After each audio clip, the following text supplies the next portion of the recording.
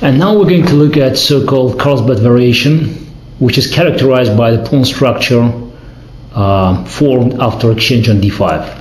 C takes d5, E takes d5, and white normally goes bishop g5.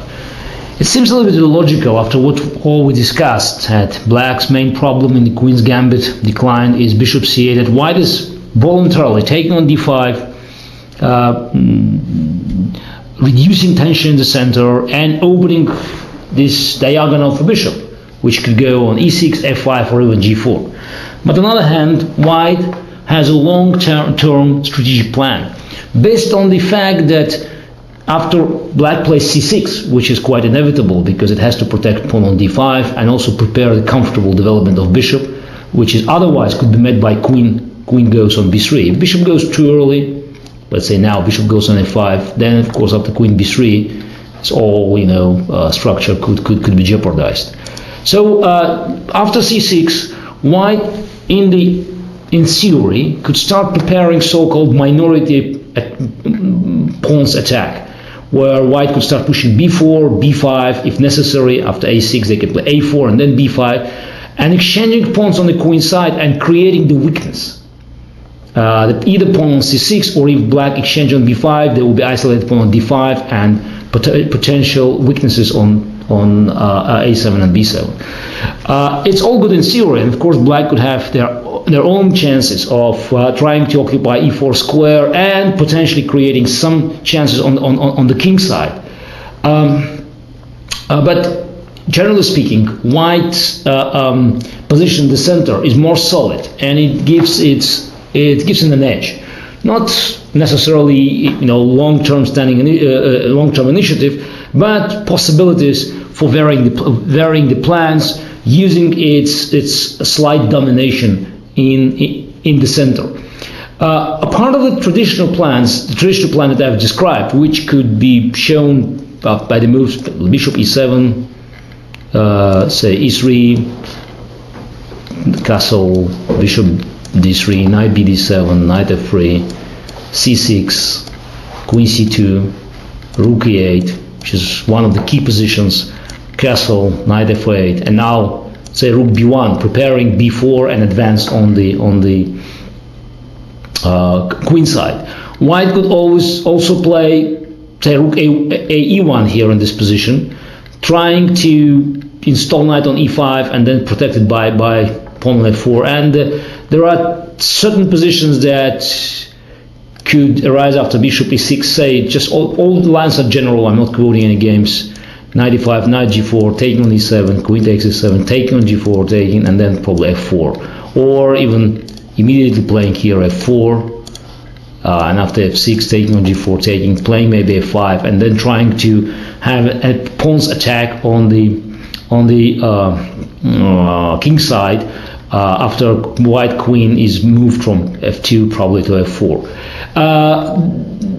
The most comfortable way for black to equalize is to play knight e4 here, which is a very typical maneuver based on the fact that after bishop takes a7, queen e7, knight on e4 is protected already by rook and a queen. And this position was quite heavily analyzed and tested in practice, but always black found its way to equalize after bishop e4, d4, knight d2, f5, f3, take on f3, both knight takes f3 and bishop e6, and black was safe. So rook a b1 is very traditional way of playing, and it leads to not complicated but very tense game. So far it seems that black had enough resources. That's why white always tried to find other ways of playing. For instance, in this position, one of the popular moves is to play h3, which sounds a little bit odd, but white's idea after knight f8 to go bishop f4, which sounds odd again. But when you look at the position, there's a lot of, it makes a lot of sense, because white is saving this bishop from potential exchange after knight e4, and preventing knight e4 keeps a little pressure on black's position, because the battery on queen c2, bishop d3 prevents black bishop to be actively developed, and also black to use the potential stronghold on e4. So after bishop d6 and exchanges, white could go either long castle or short castle, and it leads to different positions. But even a long castle, remember the Rubinstein's idea, gives white some nice chances of attacking, of combining the attack on the king side with potential pressure on the center, because black will have inevitably play c6, c5, prepare some counter attack on the queen side, but then after exchange on c5 there will be an isolated pawn on d5. So it's black could also start playing knight g6 here, and then after bishop h2, bishop d6 again, and now it seems that black has an extra tempo, but after a long castle, g4, g5, and potentially h4, h5, knight on g6 could give an extra tempo for white to create initiative, to develop the initiative here. One of the games to be looked at in this line is Portish-Larsen. Their match in 1977 convincingly won by Portish, both the game and mentioned game, and the match. White also played h3, it's a favorite Karpov move, after castle and knight f8. The idea is quite similar.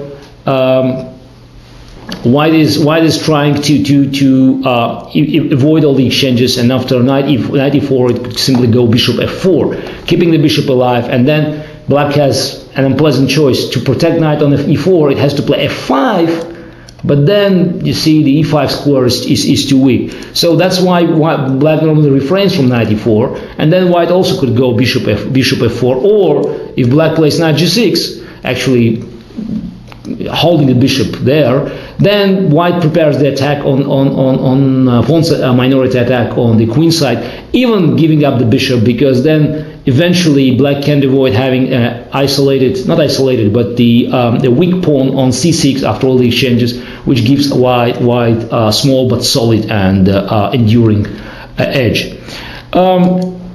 White also has other plans that we should mention. It could also try to place its knight on e2, so developing the pieces, starting with queen c2, for instance, c6, knight g2, rook e8, and now again both castles, a long castle and short castles, being played and considered interesting ways for white to play for advantage. Personally, I always preferred short castle, and I played this position a number of times. Because here is white, a part of the traditional plan with b4, b5, has another interesting idea of playing f3 and e4. So trying to actually use the possibility of organizing a strong center. And also it changes the nature of the game. My practical experience, and I think the general results are somehow in favor of white, and I could quote a few of my own games that were played. One I beat Ulf Andersson in Belfort World Cup in 1988 in this position, and it could demonstrate the ideas that white always use in this modified version of Carlsbad. Also, I won one nice game against Nigel Short, now World Championship match in 1993. There was a different moves order. I actually refrained of playing queen c2. I played knight e2, and after rook e8, castle, Nigel played knight f8. And here I made interesting move b4, just figuring out that after bishop takes b4, bishop f6, gf6, white has an interesting move. Knight takes d5, queen d5, queen a4, in fact attacking both rook on e8 and bishop on b4. So the best line in fact for black is something like bishop h3, knight f4, queen a5, take, knight takes h3, knight e6, and white has small edge. Knight is not well placed on h3, but black's pawns are also not good. So Nigel didn't take the pawn. He continued this quiet development, but then white actually managed to protect the pawn on b4. I think I either played a3 or queen b3 in this position, and then combined two plans with f3 and potential development of initiative on the queen side. I managed to win the game. And those are different versions, of different modifications of white's White's plan in this line. We should also mention that Black very often used the trick of playing knight bd7, rook e8, knight f8, refraining from c6, because they always had in mind that if White king goes on the queen side, so if White castles on the long side, then Black would always play bishop e6, rook c8, c7, c5, saving a tempo, not wasting a tempo on c6. Those are very, very minor details that they played a huge role in professional high-class chess 100 years ago, or even now. So that's how we actually, define the opening strategy, by always understanding this little minor differences that could in fact make a huge difference if you enter big complications. Just imagine you have opposite kings on the opposite sides of the board. White king castle long side, Black king is on g8, and it's an attack on both sides. And this minor detail of Black saving on c7, c6, and in fact playing c7, c5 could play a huge role.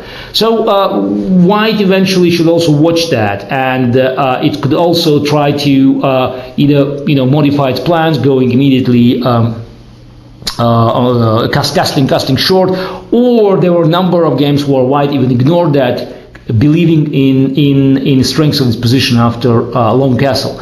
After all, I think now White is sticking moreover with the short castle, and the idea of having knight on e2 it's probably more dominant, because it's widely considered that at this position, this location of the knight gives White more wider options in fighting for initiative. Just remind you again, it could be the same plan with b4 and b5, attacking pawn on c6, or f3, e4, preparing an assault in the center.